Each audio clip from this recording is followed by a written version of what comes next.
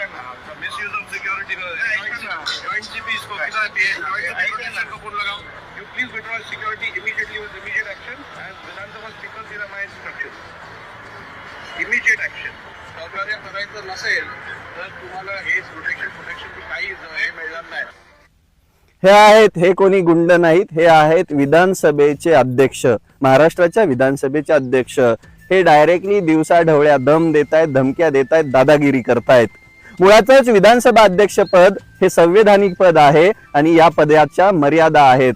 या पदावर बसलेल्या माणसाला कोणत्या पक्षाचा प्रचार पण करता येत नाही, पण हे महोदय प्रचाराच्या सभांमध्ये पण हिंडतायत.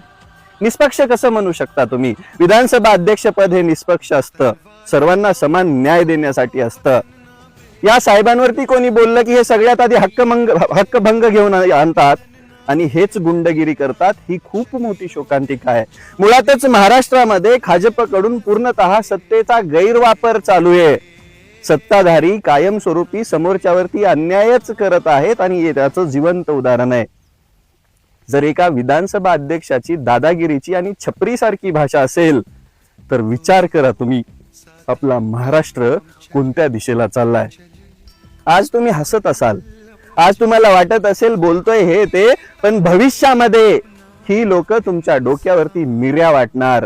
ही लोक तुमच्यावरती दडपशाही, गुंडशाही आणि हुकुमशाही करून तुम्हाला ताब्यात घेणार, तुमच्यावरती राज्य करणार, तुम्हाला लुटून खाणार, तुम्हाला भिकारी बनवणार. आणि हीच लोक एक दिवस या महाराष्ट्राला बिहार बनवणार. विधानसभा अध्यक्ष जर दादागिरीची भाषा करत असेल तर अपेक्षा कोणाकडून ठेवता?